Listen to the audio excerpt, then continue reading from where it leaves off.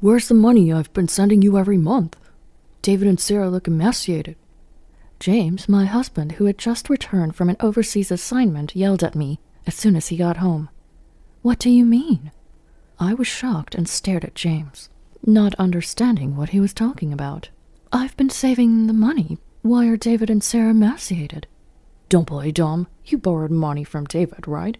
He contacted me saying they can't afford proper meals. The photos he sent showed both of them terribly thin. What are you talking about? I hadn't borrowed any money from David. They were fine just a few months ago. It's unlikely for them to become so thin so suddenly. James completely believed David's words and treated me as the bad person. I couldn't let myself or James be manipulated by David any longer. That's the only thing I couldn't tolerate.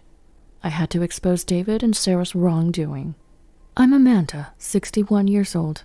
I work part-time at a local bakery. I've been living alone for the last few years. James, my husband, was assigned overseas. He's now over 60 and works for a construction company, still working hard as a site supervisor.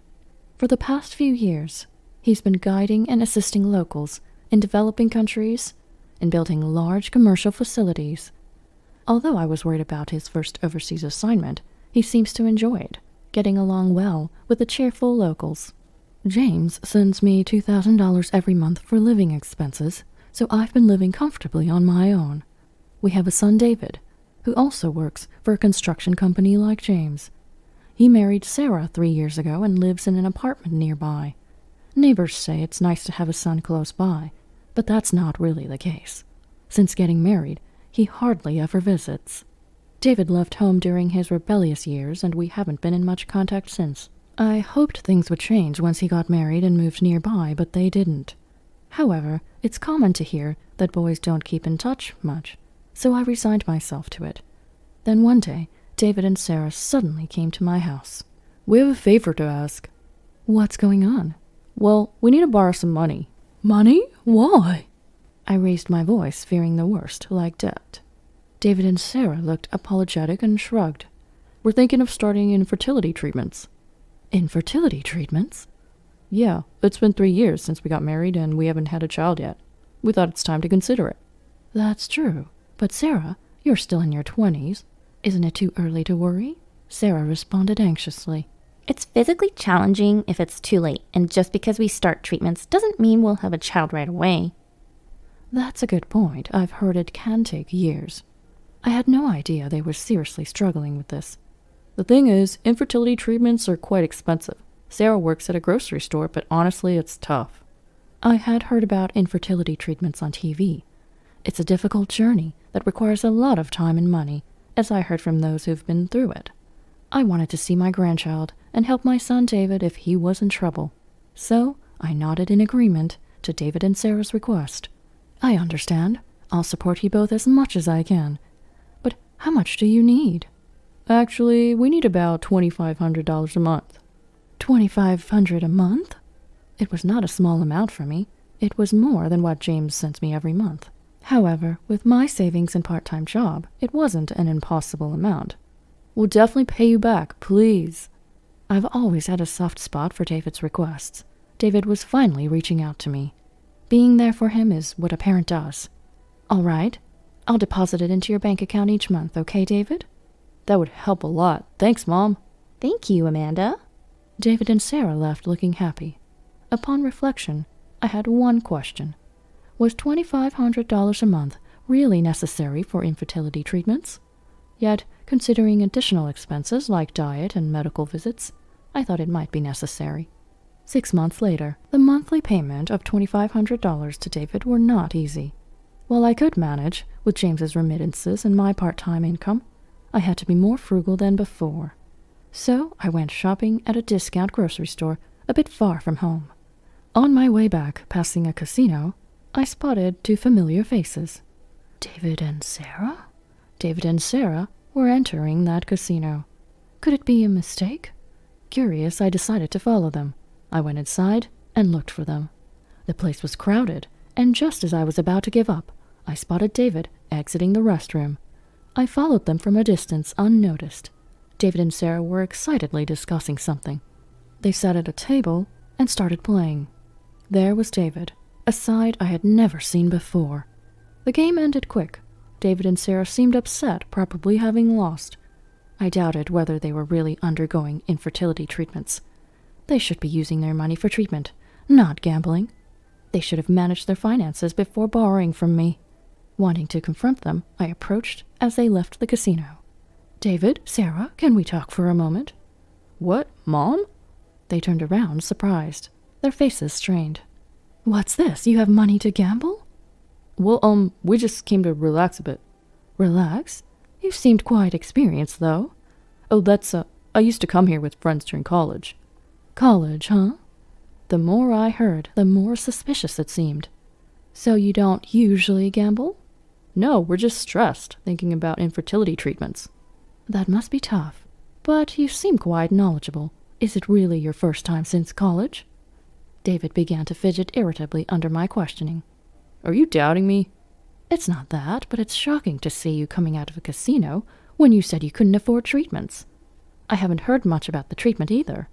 "Oh, you're so annoying." David scratched his head and sighed exaggeratedly. "Shut up. All that infertility treatment talk was a lie." "So all the money so far went to gambling?" "Obviously. If we hit it big, we'll be billionaires. It's stupid not to try such a dream." David and Sarah showed no remorse for deceiving me, laughing mockingly. I felt betrayed after worrying so much for David. I was ready to do anything for him, but he exploited my feelings. "Well, then, you won't be needing any more money from me." "What are you talking about?" "If you're not undergoing treatments, you don't need it, right?" "Well, don't expect a penny from us when we become billionaires." David crossed his arms and looked down on me. Sarah continued with a smug smile. By the way, we've already spent all the money you gave us, so there's none left. We can't pay it back." "Too bad for you." David and Sarah said mockingly, then turned their backs and left without another word. I was speechless with astonishment. Despite having transferred about $10,000 to them over the past few months, this was their attitude. If I let them continue their reckless behavior, it would lead to irreparable consequences. That's why I decided to stop sending money to David. 2 months later, James was returning home temporarily. I prepared his favorite soup and pasta, waiting for him. As soon as he arrived, James burst out. "Where's the money I've been sending you every month? David and Sarah look malnutritioned." "What do you mean?" I was stunned and stared at James, not understanding what he was talking about. "I've been saving the money. Why are David and Sarah malnutritioned?" "Don't play dumb. You borrowed money from David, right? He contacted me, saying they can't afford proper meals. The photos he sent showed both of them terribly thin." "What are you talking about?" "I can't believe you. Aren't you ashamed as a parent? I've been sending enough money so you wouldn't have financial troubles, and yet you're borrowing money from our son. What are you doing?" James was furious, blaming me for everything. However, I had never borrowed money from David. It was all a lie. I was shocked that James completely believed David's words and didn't trust me. But I couldn't let David and Sarah's lies continue. I decided to reveal everything to James. "James, I understand you want to believe in David, but can you look at this?" "Bank statements? What about them?" "This is the money you've been sending me every month." "What? You have plenty of money." James looked puzzled as he examined the statement. "That's right, I'm not struggling for money. And look here." "Did you send money to David?" "Yes, until recently I was sending David $2,500 every month." "That much? Were you okay with your living expenses?" Relieved that James had calmed down, I continued. "I managed with my part-time job and savings. I had saved quite a bit." Looking at the remaining balance, he could see I hadn't wasted money. "Then why give David money?" "He said they wanted to start infertility treatments." "Infertility treatments?" "Yes, they've been married for 3 years without a child, so they asked for money for treatments. That's why I lent money to them." James was surprised, having not heard about the treatments. David and Sarah claimed to my husband that they didn't have enough money to live because of me. "So why did you stop the payments?" "It was all a lie. They weren't going to the clinic." "Then where did the money go?" "This is it. The casino they went to happened to be on TV. It showed people mingling." "You don't mean they used the money for gambling? They lied to try and get money from me too?" James stared in disbelief at the TV. That's when it happened. Hey, isn't that David and Sarah? Oh my gosh, it is. I never thought they would ever go back. David and Sarah appeared on the screen. I thought they would restrain themselves after I stopped the payments, but they couldn't quit gambling. Unbelievable. The photos they sent me show them looking so thin. They haven't changed at all. Nowadays, you can edit photos with apps, you know. James, realizing he had been deceived, hung his head in dismay. Maybe his return home was also for David and Sarah's sake. After a moment of shock, James looked up, determined. Unacceptable. I need to have a serious talk with them. Saying that, he headed for the door. Where are you going? To David's house, of course. I'm going to confront them. In a rage, James was about to leave for David's house, but I quickly stopped him. It's pointless to go now. Why? They're at the casino and won't be back until evening. Plus, if you're going, you need to be prepared. I smiled at James. It was time to prepare something special that I had kept hidden until now. In the evening, when we thought David and Sarah would be home by now, James and I headed to David's house. When James rang the doorbell, David and Sarah appeared, looking flustered. What? Why's Dad here? Aren't you supposed to be overseas? I heard you two were in trouble, so I came back. You both seem quite well, though. Contrary to the photos James had shown me, David and Sarah looked perfectly healthy but strained. Struggling for food and money, right? Are you okay now? Yeah, some colleagues at my work have been helping us out. I see. You've been lending money to Mom, right? How much did you lend her? Well, that's... Pressed by James, David glanced at me. He scratched his head and said, That's right, Mom owes me over $10,000. And she hasn't paid back a cent. What do you think, Dad? Terrible, right?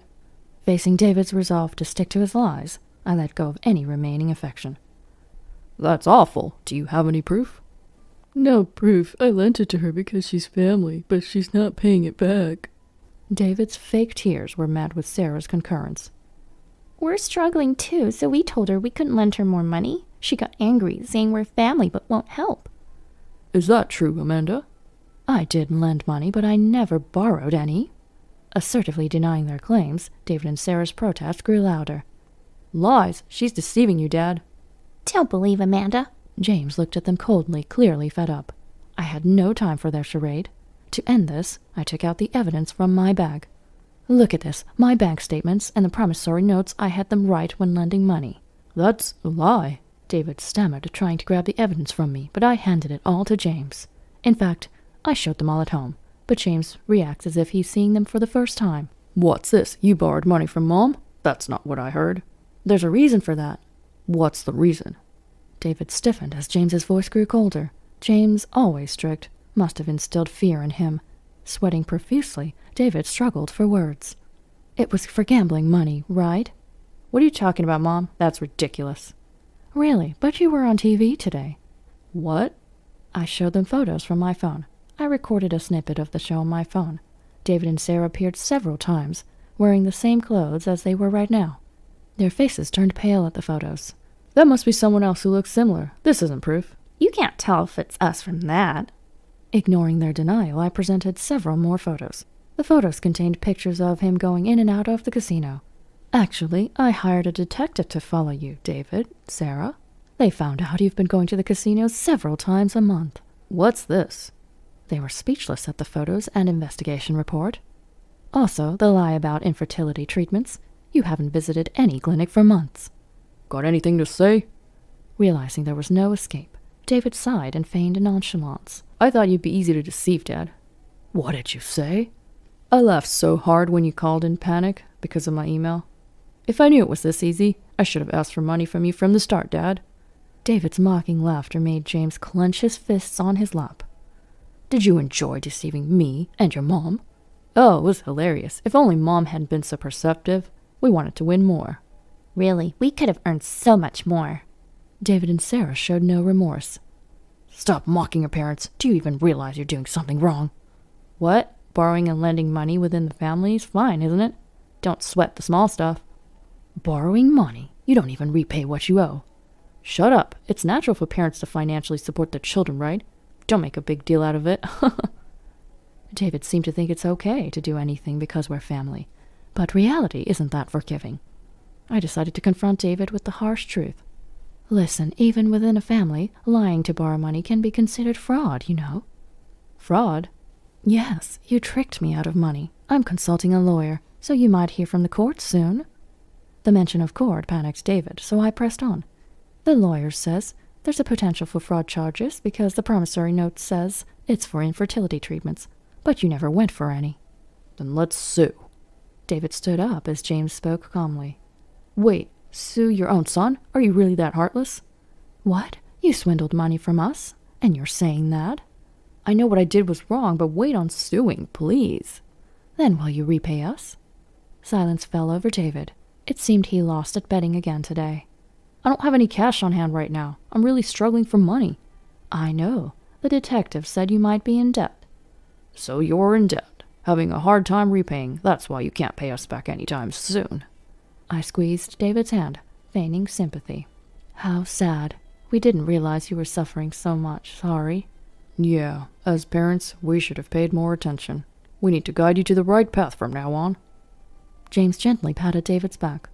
Mom, Dad. David's voice was pitiful. We smiled at him. First, admit your wrongdoing and repay the money. That's important. Why does it have to be that way? Borrowing means repaying. Teaching you the right thing to do is our duty as parents. We resolved to provide no further financial support. It's time for them to manage on their own, like adults. Come on. David and Sarah were visibly disappointed. Eventually, they were ordered to repay all the money they borrowed from us. James, of course, also cut off all financial support for David to prevent further gambling addiction. It's our duty as parents to guide them onto the right path. David and Sarah started working longer hours to repay their debts. Too busy to even think about gambling, they were considerably thinner. Sarah wanted to divorce to escape the debt, but David refused. With no money to hire a lawyer, they couldn't even afford a divorce and continued their married life. Despite their apologies, I had no intention of forgiving them. Adults must pay for their mistakes. A few months later, James finished his overseas job and officially retired. Having working non-stop, James had many things he wanted to do in retirement and recently got into camping. We went camping by a lake the other day. We really enjoyed our time together for the first time in a long time. With the money James had sent me and his retirement funds, we weren't financially troubled. We planned to spend our remaining years leisurely, just the two of us.